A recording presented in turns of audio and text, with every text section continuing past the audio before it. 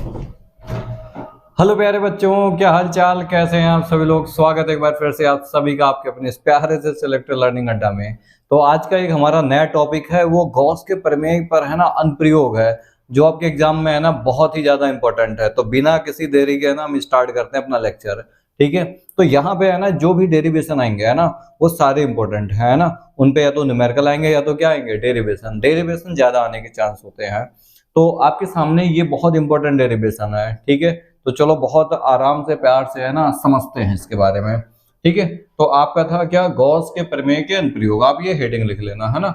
अब हमारे पास यहाँ पे मेन हेडिंग क्या है, हमारे पास एक अनंत लंबाई के है ना, एक अनंत लंबाई के एक समान आवेशित सीधे तार है। ठीक है, उसके निकट क्या निकालना है, वैद्युत क्षेत्र की तीव्रता निकालनी है। क्या निकालनी है, वैद्युत क्षेत्र की तीव्रता। तो आज हम इसी पर बात करने वाले हैं। तो हम इसको थोड़ा छोटा कर देते हैं, है ना, और बहुत बढ़िया से बात करनी है इस पर, है ना। पॉइंट टू पॉइंट दिख रहा है ना पूरा। हाँ, तो देखो आप, हमारे पास एक अनंत लंबाई का क्या है, अनंत लंबाई के एक समान आवेशित सीधे तार हैं। तो आप है ना एक ऐसे अनंत लंबाई का एक सीधा तार ले लो, है ना। ऊपर भी ये अनंत है और नीचे भी कैसा है, अनंत है। ठीक है, बात समझ में आ रहा है ना। हाँ, आना चाहिए बढ़िया से। अब ऐसा है ना, इसको है ना एक समान रूप से आवेशित किया गया है। बहुत बड़ा तार है, बहुत बड़ा क्या है, तार है ना, अनंत लंबाई का है। कैसा है, अनंत लंबाई का। अब इसके है ना निकट, इस चालक तार के निकट है ना आर दूरी पर, कितने दूरी पर, आर दूरी पर एक बिंदु पी है, जहां पे हमें वैद्युत क्षेत्र की तीव्रता ज्ञात करनी है। जहां पर हमें वैद्युत क्षेत्र की तीव्रता क्या करनी है, ज्ञात करनी है, बोलो ना, फाइंड आउट करना है। ठीक है, तो आइए वन बाय वन करके है ना सारी बात अपनी हम करते हैं यहाँ पे।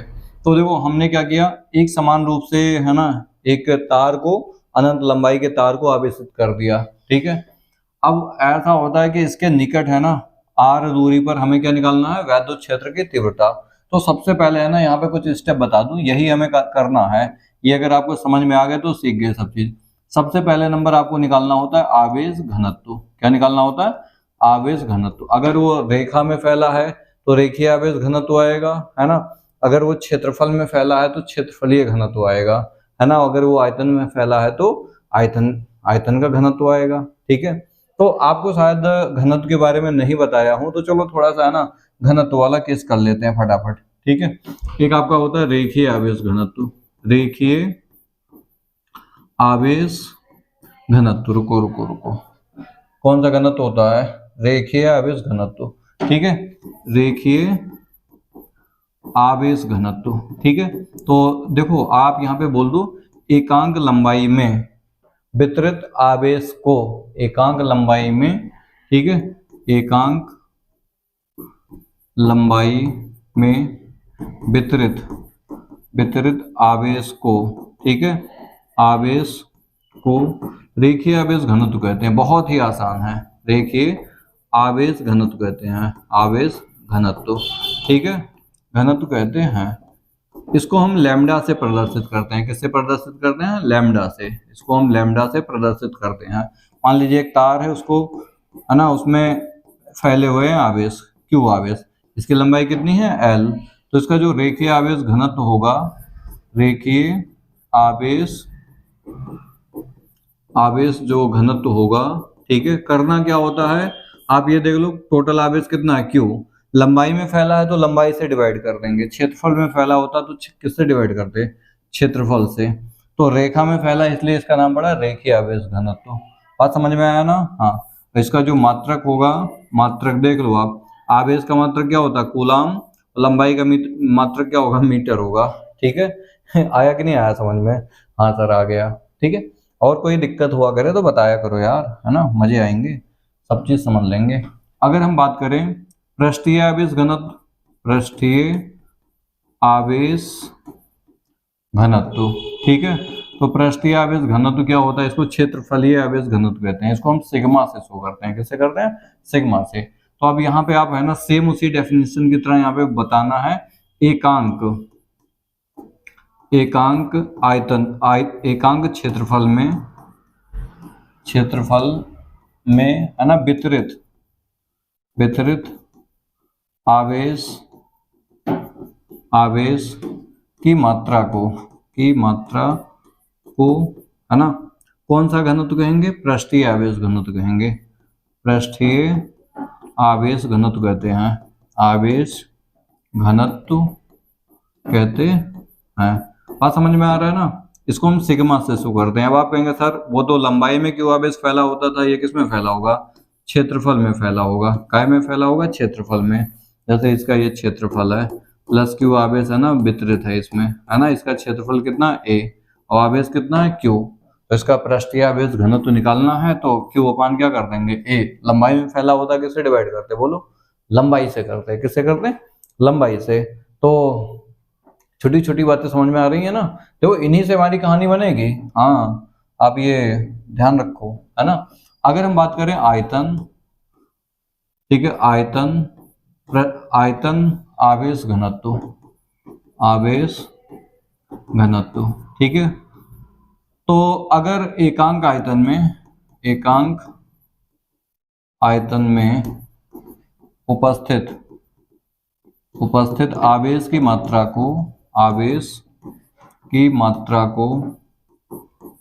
को है ना क्या कहते हैं? पृष्ठीय नहीं, आयतन है ना आवेश घनत्व कहते हैं। आयतन आवेश घनत्व कहते हैं। इसको किससे शो करते हैं? इसको हम है ना रो से शो करते हैं। अब मान लीजिए ये आपका एक घन है, ठीक है, एक पूरी तरह से घन है। इसके पास आयतन है कि नहीं? एक गोला है, इस सबका आयतन कितना है? v, है ना। आवेश इसमें भरे पड़े हैं खूब, एकदम खूब दबा के भरे हैं, ठीक है, एकदम रेल के भरे हैं आवेश इसमें, ठीक है। तो आवेश कितना है टोटल? क्यू है। तो इस क्यू से है ना इसके आयतन में डिवाइड मार देंगे, ठीक है। अच्छा, इस पिछले वाले का जो मात्रक होगा कूलाम पर मीटर स्क्वायर होगा। इसका जो मात्रक होगा, आयतन है ना, इसका जो मात्रक होगा कूलाम मीटर क्यूब होगा। आई होप आपको ये समझ में आ गया होगा, ठीक है। तो यानी कि कोई चीज अगर रेखा में फैली होगी, काय में फैली होगी? अरे बोलो ना, रेखा में सर। तो अगर रेखा में फैली होगी, ठीक है, तो उसे हम क्या कहेंगे? रेखीय आवेश घनत्व कहेंगे। और अगर कोई चीज किस में फैली हो? बोलो, किस में फैली हो?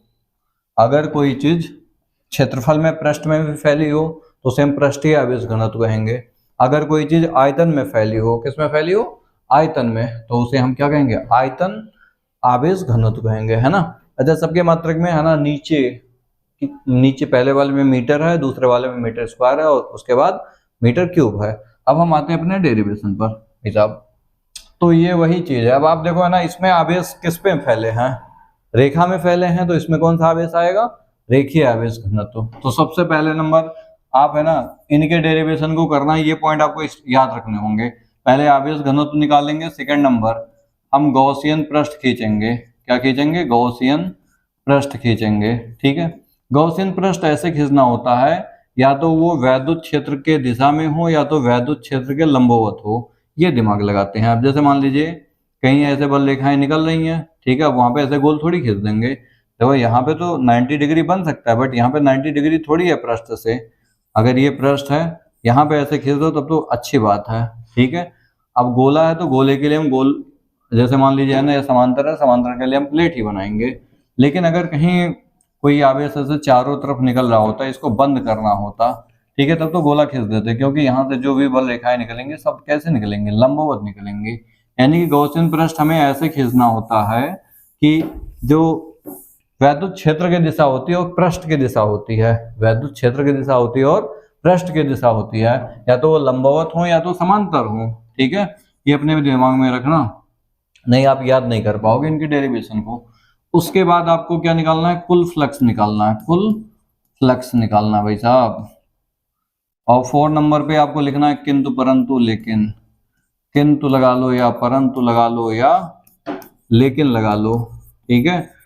उसके बाद आपको लगा देना गॉस का प्रमेय, ठीक है। गॉस का प्रमेय क्या होता है? फाई बराबर क्यू अपान एप्सिलॉन नॉट। बस यही सॉल्व करना है, उसके बाद आपको क्या मिल जाएगा? आंसर मिल जाएगा जो आपको लाना होगा, ठीक है। तो अभी तक हमने यहाँ पे कौन कौन से कांड किए हैं बताओ जरा फटाफट। अरे सर देखो यहाँ पे आपने अभी कोई कांड नहीं किया, बस केवल आपने क्या किया, एक तार ले लिया, तार को आवेशित बना दिया और बोल दिया हमें r दूरी पर क्या चाहिए, वैद्युत क्षेत्र की तीव्रता चाहिए।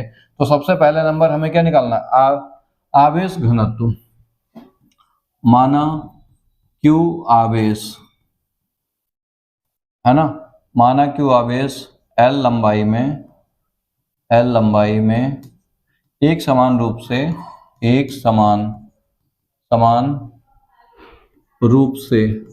से वितरित है। अगर वितरित है तो रेखीय आवेश घनत्व जो आपका होगा, ठीक है, घनत्व क्या होगा, लैम्डा बराबर आप जानते हैं q अपान क्या करेंगे, बोलो किससे डिवाइड करेंगे, लंबाई, मान लीजिए l लंबाई में इतना काट लिया हमने, इस l लंबाई में है ना q आवेश वितरित है, कितना आवेश वितरित है, q, ठीक है। तो q अपान क्या कर देंगे, बोलो q अपान क्या करना पड़ेगा, हाँ l। अब यहाँ से q का मान निकाल लो, q बराबर क्या आ गया, लैम्डा इंटू l। इसको समीकरण नंबर 1 दे देंगे, है ना। और इससे हम ये बोल देंगे अगर किसी दिन मुझे q की जरूरत पड़ी, अगर किसी दिन हमें किसकी जरूरत पड़ी, बोलो q की, है ना, तो लैम्डा q बराबर लैम्डा इंटू क्या रखेंगे, l रखेंगे। अब हम इसके बाद है ना, ये काम हमारा हो गया। अब हमें क्या खींचना है, गॉसियन पृष्ठ। सोचो अगर ये बल रेखाएं है ना धनात्मक है, तो यहाँ से जो वैद्युत बल रेखाएं निकलेंगी, है ना, जो वैद्युत बल रेखाएं निकलेंगी वह ऐसे लंबवत निकलेंगी, कैसे निकलेंगी, लंबवत, ठीक है, मतलब वो ऐसे इनसे ऐसे निकलेंगी, समझ में आ रहा है ना, ये ऐसे निकलेंगी। तो हमें क्या करना है, एक पृष्ठ खींचिए, है ना, इसी एल लंबाई के आकार का, ये लो खींचा, और मान लेते हैं ये P बिंदु है ना इसके पृष्ठ में ही स्थित है। कहाँ पे स्थित है, इसके पृष्ठ पर ही स्थित है।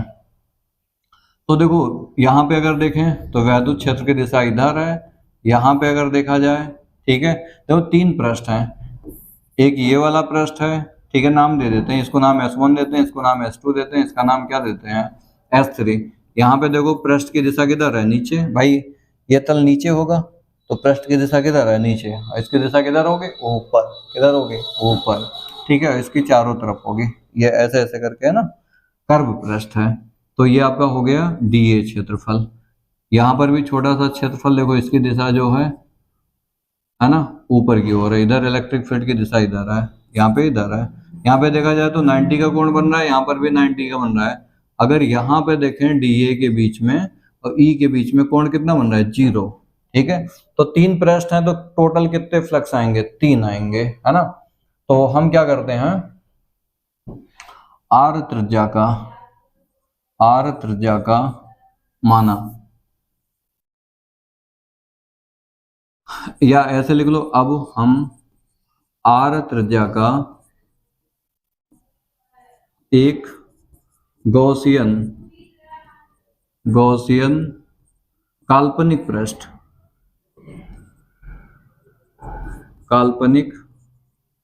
पृष्ठ खींचते हैं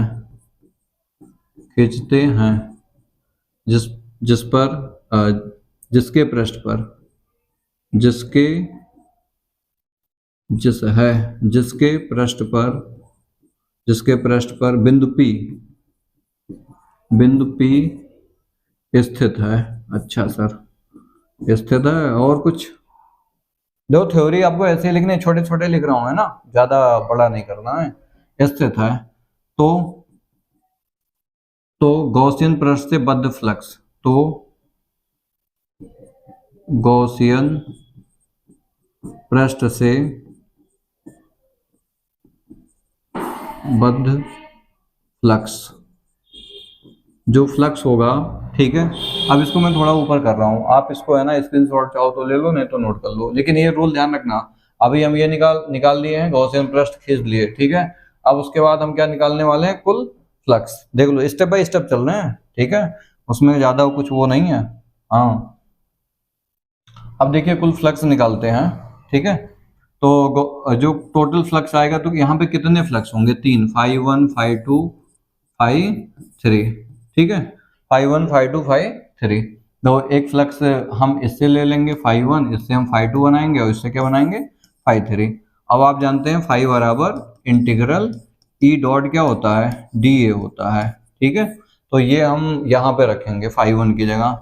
तो जो आपका कुल फ्लक्स आएगा ई टोटल, ठीक है, φ1 की जगह इंटीग्रल ई डॉट, ऐसे आप प्यार से लिखेंगे डी ए। अच्छा सर, यहाँ पर भी प्यार से लिखना है। यहाँ पे कौन सा पृष्ठ की बात कर रहे थे, S1, यहाँ पे S1 लिखेंगे। यहाँ पे हम S2 के लिए बात करेंगे, ई डॉट डी ए। ठीक है, इसी पृष्ठ से डिसाइड हो जाएगा, है ना, फ्लक्स। ये आपका S3 है, ई डॉट क्या लिखोगे, डी ए। बात समझ में आई ना। अब यहाँ पर देखो, है ना, S2 और डी ए, मतलब सेकेंड वाले पृष्ठ के लिए, है ना, ये क्षेत्र की दिशा हो गई ई, और डी ए की दिशा, कितना कोण बन रहा है, 90। और डॉट हटाते हैं तो cos थीटा आता है, आप जानते हैं ना, ए डॉट बी, अगर डॉट हटता है तो ए बी क्या आता है, बोलो बोलो बोलो, cos थीटा।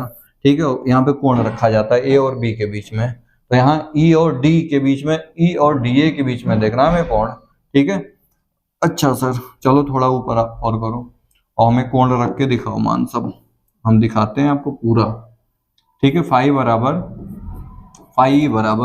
देखो, integral S1 E dot, dot हटाएंगे तो डी ए, और यहाँ पे देखो cos क्या आएगा, कोण कितना बन रहा है, 0। देखो S1 पृष्ठ है ना, तो यहाँ पे डी ए, ई की दिशा समान दिशा में है, तो कोण कितना बन रहा है, 0। तो यहाँ पे cos 0 लिखेंगे, है ना। प्लस S2 के लिए देखो, ठीक है, ये S2 है, कोण कितना बन रहा है, 90 डिग्री बन रहा है। ठीक है, तो S2 E D A cos 90 plus S3 E D A cos कितना, बोलो बोलो बोलो, 90। इसके लिए क्यों, क्योंकि यहाँ पर भी कितना बन रहा है, बोलो बोलो, 90 बन रहा है। ठीक है, अच्छा सर, देखो इनका मान 0 होगा और इसका भी मान क्या होगा, 0। क्यों, क्योंकि cos 90 का मान यहाँ पे साइड में बोल देना, cos 90 का मान जो होता है वो 0 होता है। cos 90 का मान क्या होता है, 0। तो यहाँ 0 रखेंगे, यहाँ 0 रखेंगे, पूरा तो 0 हो जाएगा। तो आपके पास जो फ्लक्स आएगा, ठीक है, वो integral S1 E D A, है ना, cos 0 का मान कितना होता है, 1। ठीक है, तो यहाँ पे क्या लिखेंगे, 1। अब इस इंटीग्रेशन को हमें डी ए के साथ लेना है, किसके साथ लेना है, डी ए के साथ लेना है। ठीक है, अब इसको थोड़ा मैं छोटा कर दे रहा हूँ। ठीक है, तो आप, है ना, यहाँ तक नोट कर लेना, फिर मैं आगे बढ़ रहा हूँ। यहाँ तक हो गया। देखो हमने क्या किया, आवेश घनत्व निकाल लिया। ठीक है, कुल फ्लक्स भी की बात कर ली, इतना आ गया। अब हमें क्या लिखना है भाई, कुल फ्लक्स आने के बाद थोड़ा सा और करना है।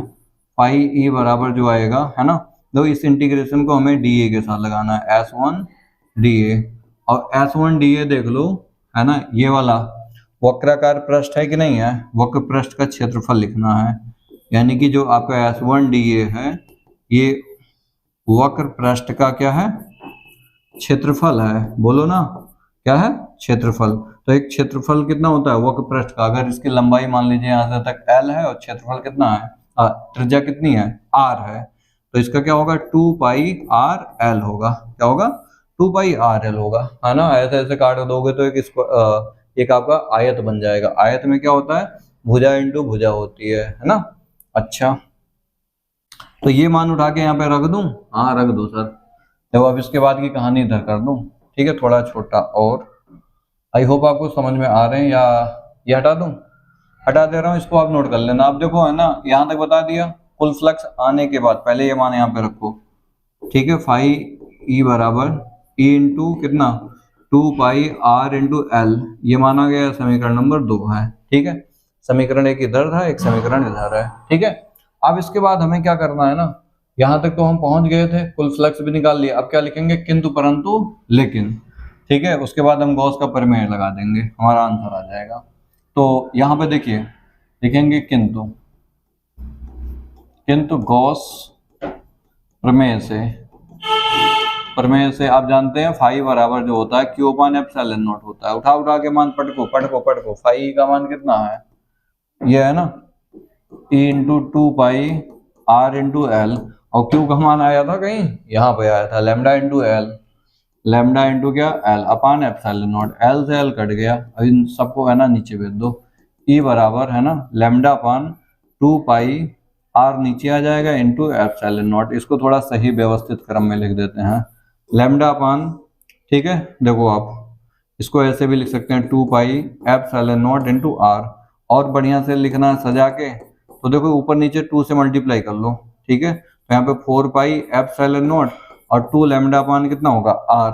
ठीक है, तो ये थोड़ा व्यवस्थित क्रम में हो गया। इसकी जो दिशा होगी ना बाहर की ओर होगी। किधर होगी? बाहर की ओर होगी। दिशा जो होगी किधर होगी? बाहर की ओर। बाहर की ओर। बात समझ में आया ना? हाँ। अच्छा, इसका एक ग्राफ होता है, आप देखो ना, जो ई है ना वो केवल केवल किस पर डिपेंड कर रहा है? लैम्डा कांस्टेंट है, ये भी कांस्टेंट है, तो 1/r पर कर रहा है। किस पे कर रहा है? 1/r पर कर रहा है। ठीक है, तो इसका एक प्यारा सा नन्हा सा मुन्ना सा ग्राफ बना लेंगे। ठीक है, हाँ। तो देखो इसका जो ग्राफ होगा वो ग्राफ क्या होगा, ये आप ध्यान रखना, इंपॉर्टेंट है। E into R. देखो जैसे जैसे आर का मान बढ़ेगा वैसे ई का मान क्या होगा? घटेगा। तो इसका ग्राफ ऐसे बनेगा, है ना। ई अनुक्रमानुपाती 1/r, ये 0 है। ठीक, तो आई होप आपको समझ में आ गया होगा। सबसे पहले हमने क्या किया, ये आपको दिख रहा है कि नहीं दिख रहा है? थोड़ा बड़ा कर लूं,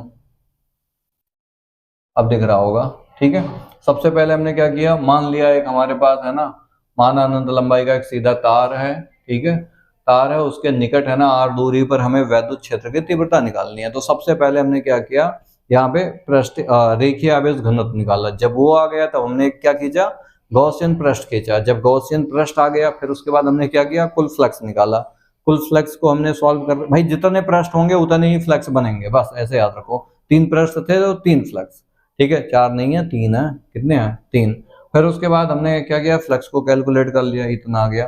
फिर उसके बाद मैंने आपको बता रखा था किंतु परंतु लेकिन ठोक देंगे। ठोकने के बाद ये आया, रेनी को सॉल्व करना, ये आ गया। फिर लास्ट में जाकर के ये देखेंगे ना, ये किस किस कारक पर निर्भर करता है। माध्यम पर भी करेगा और दूरी पर भी करेगा। अगर ये एक्सपेरिमेंट हमारा वायु में हो रहा है तो हमारा ये रिजल्ट आया। ठीक है, अगर अन्य माध्यम में होता तो नीचे के से भी क्या होता, डिवाइड होता। ठीक है, तो अभी ये जो एक्सपेरिमेंट था ये किसमें हो रहा था, वायु में या निर्वात में हो रहा था। आई होप आपको समझ में आ गया है। अब हमें आगे बढ़ना चाहिए, है ना। तो आप इसको नोट कर लीजिए, इसको नोट कर लीजिए, बहुत ही इंपॉर्टेंट है। तो अब आगे बढ़ चलते हैं। आई होप आपको एकदम क्लियर दिखाई दे रहा होगा। ठीक है, ये आपका हेडिंग है, ये आपका क्या है, हेडिंग। क्या है बोलो? हेडिंग है साहब, हेडिंग हेडिंग हेडिंग। हेडिंग का नाम जानते हो? हाँ। तो हमारे पास एक चादर है इस बार हमारे पास एक चादर है। ठीक है, समतल चादर के निकट हमें वैद्युत क्षेत्र की क्या निकालनी है, तीव्रता निकालनी है। एक हमें क्या निकालनी है, तीव्रता। और ये जो चादर है ना अचालक है, अचालक है। कैसा है? अचालक। चालक नहीं है। अनंत विस्तार की एक समान आवेशित अचालक तार के निकट, है ना, निकट वैद्युत क्षेत्र की तीव्रता ज्ञात करनी है। चाहो तो ये साइड में लिख लेना, चादर के बगल में क्या है, अचालक है। कैमरे में अच्छा आ रहा है कि नहीं आ रहा है?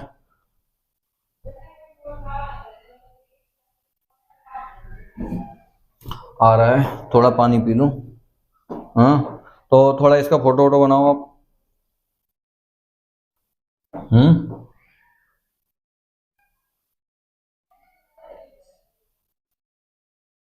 इसका फोटो कैसे बनाएंगे पता है? देखो यार, मेहनत बहुत ज्यादा करना है ना। डेली आप रिवीजन करें। मेरे कहने पर अगर आप रिवीजन कर रहे हैं तो आप कुछ नहीं सीख रहे हैं। आपके अंदर से ही आना चाहिए अगर आप ऑनलाइन पढ़ रहे हैं। ठीक है, या आप कहीं पढ़ने जाते होंगे तो वो तो कहते होंगे रिवीजन करो, नहीं कहते हैं कम से कम टेस्ट से आप बोलो, है ना, लेने की। और आप सब जगह से तैयारी करो। समझ में आ गया होगा। देखो मेहनत ही सब कुछ है।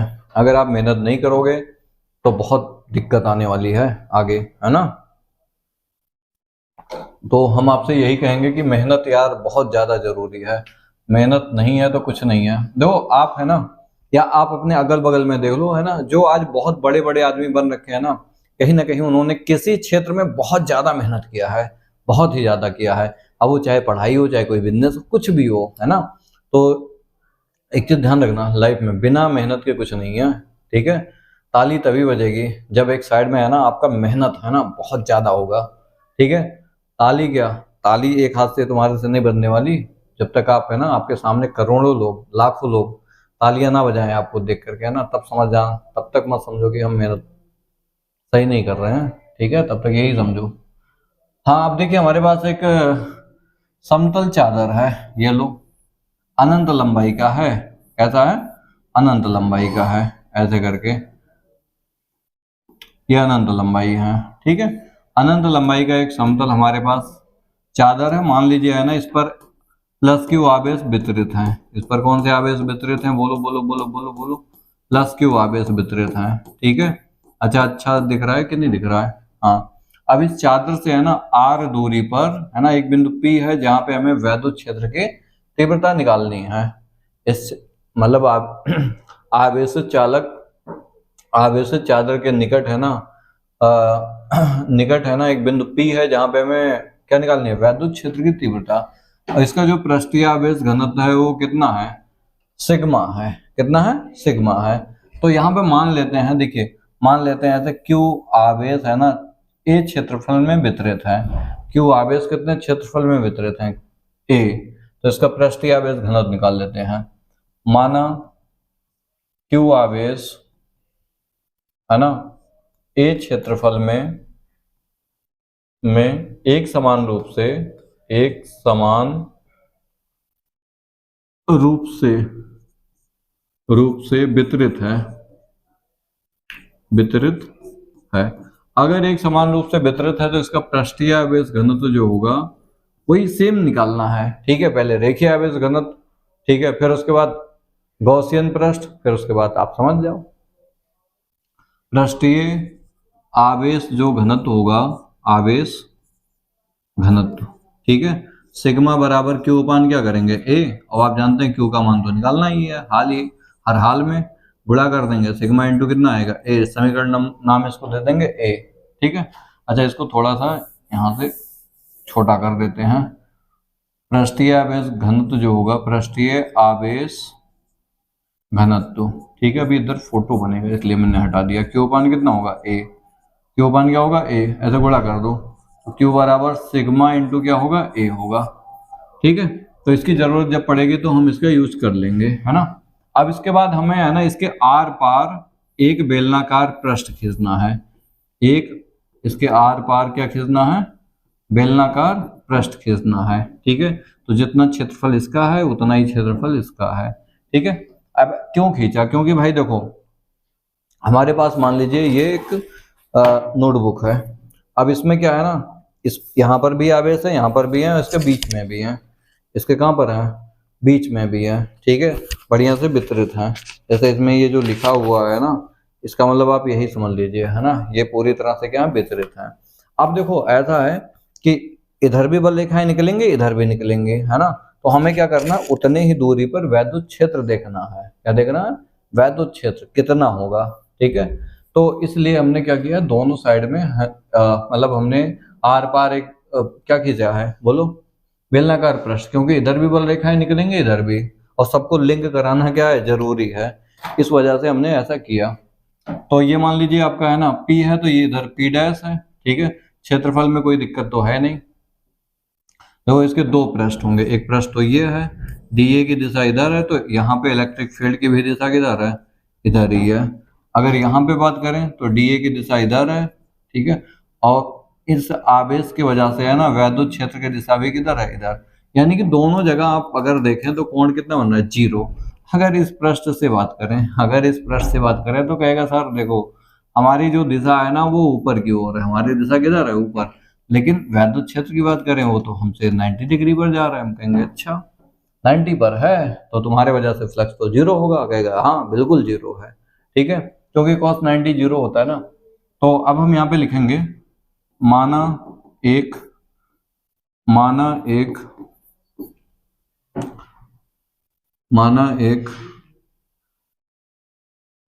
बेलनाकार गॉसियन पृष्ठ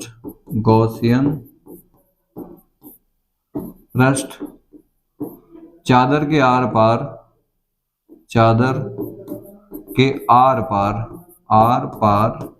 है ना कल्पना करते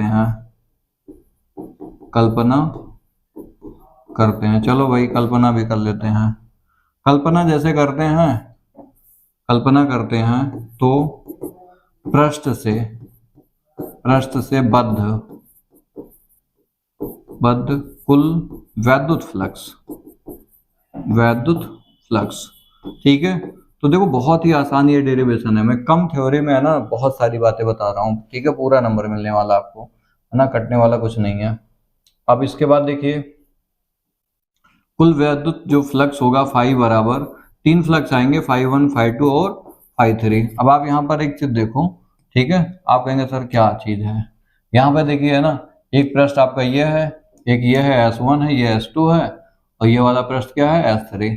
तो यहाँ पे जो आएगा टोटल आपका फ्लक्स फाई बराबर कितना होगा, इंटीग्रल ई डॉट, ये S1 लिखेंगे, ई डॉट कितना dA, ठीक, प्लस इंटीग्रल S2, ठीक है, ये S2 है, लो पूरा हटा दिया, इंटीग्रल S2 है ना, ई डॉट क्या करोगे, बोलो बोलो बोलो, dA, प्लस यहाँ पे S3 ई डॉट क्या dA, है ना।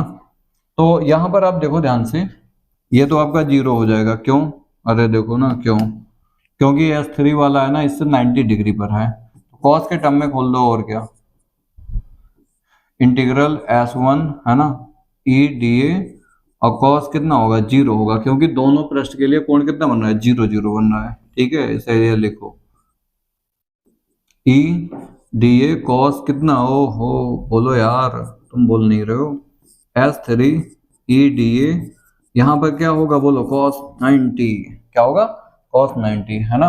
अब इसके बाद इनको यहाँ पे सॉल्व कर लेते हैं, देखो ये cos 90, cos ये 90 है ना, यहाँ पे cos 0 का मान क्या होगा, cos 0 का मान क्या होगा, बोलो बोलो बोलो बोलो, 1 होगा, cos 0 का मान क्या होगा 1, तो इसका इंटीग्रेशन इसके साथ, उसका उसके साथ, तो फाई बराबर ई इंटीग्रल हम डी ए लिखेंगे, ये S1 है, प्लस ई इंटीग्रल dA, है ना, ये S2 है। हमने क्या किया, इस इंटीग्रेशन को dA के साथ लगा दिया, इसको भी किसके साथ लगा दिया, dA के साथ, कटा नहीं है ये, ठीक है, ये कटा नहीं है भाई साहब, हाँ, नहीं तो आप कुछ गलत और समझ बैठो, कटा नहीं है बिल्कुल। रुको रुको रुको रुको रुको रुको, ये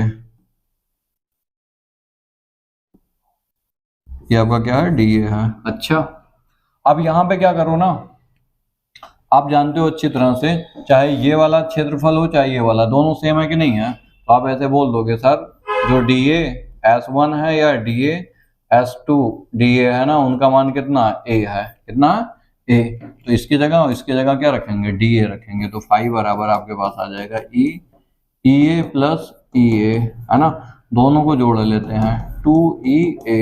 अब याद आया, कुल फ्लक्स आ गया, कुल फ्लक्स आ गया, तुरंत लगा देंगे किंतु, है ना, किंतु परंतु, लेकिन बताया था ना तीनों में से को केवल क्या लगाना है, एक, किंतु गॉस प्रमेय से, अच्छा सर गॉस प्रमेय से, ठीक है, गॉस प्रमेय से हम जानते हैं फाई बराबर क्यू अपान एप्सिलॉन नॉट होता है, फाई का मान यहाँ पे रखो, 2EA बराबर क्यू का मान उठा लो, पकड़ लो पकड़ लो पकड़ लो पकड़ लो, सिग्मा इंटू क्या होगा A, सिग्मा इंटू क्या होगा A अपान कितना एप्सिलॉन नॉट।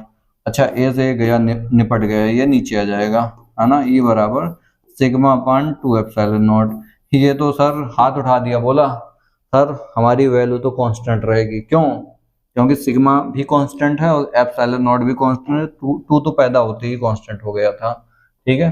तो यहाँ पे अगर हम बात करें, वैद्युत क्षेत्र की दिशा जो होगी वो तो बाहर की तरफ होगी पृष्ठ से, ठीक है, मतलब दिशा आप लिख देना, है ना, दिशा जो होगी पृष्ठ से किधर होगी, बाहर की ओर होगी, बाहर की ओर, ठीक है। लेकिन यहाँ पे एक बात ध्यान रखना है, ई जो आया है आपका क्या आया, कांस्टेंट, मतलब इसका कहने का मतलब क्या हुआ, चाहे आप r दूरी पर जाओ, चाहे 2r दूरी पर जाओ, चाहे 3r दूरी पर जाओ, है ना, कोई फर्क पड़ने वाला नहीं है, एक बार जो इलेक्ट्रिक फील्ड जनरेट हो गया सो हो गया, उसमें कोई परिवर्तन नहीं कर सकते हैं। तो आई होप आपको ये समझ में आया होगा बहुत अच्छे से, ठीक है। अब इसी का है ना एक छोटा सा एप्लीकेशन यहाँ पर है, आप ये देख लो, समान पृष्ठ घनत्व के निकट है ना स्थित धन तथा ऋण आवेश समांतर अचालक प्लेटों के बीच तथा बाहर वैद्युत क्षेत्र की तीव्रता। देखिए ये तो आपका जो आया था ना, ये किसके वजह से आया है, अचालक की वजह से आया, किसके वजह से आया है, अचालक, ठीक है। अब यहाँ पे ये कुछ कहना चाहता है आपसे, ये कह रहा है कि सर एक आप है ना एक धनावेशित प्लेट ले लो, एक कौन सा आवेशित ले लो, धनावेशित, ठीक है, धनावेशित ले लो, और एक आप ऋण आवेश ले लो प्लेट, ठीक है। मान लीजिए इस पे सिग्मा प्लस का है, इस पे माइनस का है, ठीक है।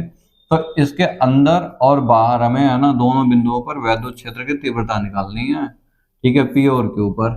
तो अगर हम बात करें पी पर, क्यों किस पर, पी पर बात करें, ठीक है। तो देखो आओ फिल करते हैं 1 कूलम चार्ज रख दो यहाँ पे, थोड़ा सा इसको बड़ा बनाते हैं, ठीक है, तब मजा आएगा।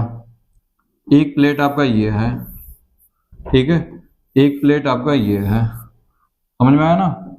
इसको हम प्लस आवेश दे देते हैं और इसको क्या देते हैं, माइनस आवेश देते हैं, ठीक है। ऐसे देखो ये आप लिख लेना एक्स वाई, माना दो प्लेटें एक्स वाई हैं जिन पर प्लस सिग्मा घनत्व तथा माइनस सिग्मा घनत्व आवेश उपस्थित है, ठीक है। इनके प्लेटों के मध्य है ना बिंदु P पर तथा Q पर, बाहर Q पर है ना वैद्युत क्षेत्र की तीव्रता ज्ञात करनी है। जो भी बोला हूँ लिख लेना, ठीक है।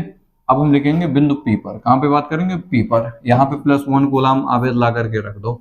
ये प्लस वाला कहेगा सर ये तो धक्का देगा, इधर E1 आया इसकी वजह से, और ये वाला बुलाएगा अपनी तरफ, है ना। देखो ये तो धक्का दे दिया इधर, और ये माइनस का है ना, ये प्लस का है, आकर्षित करेगा E2। बताओ दोनों की दिशा समान दिशा में है कि नहीं है।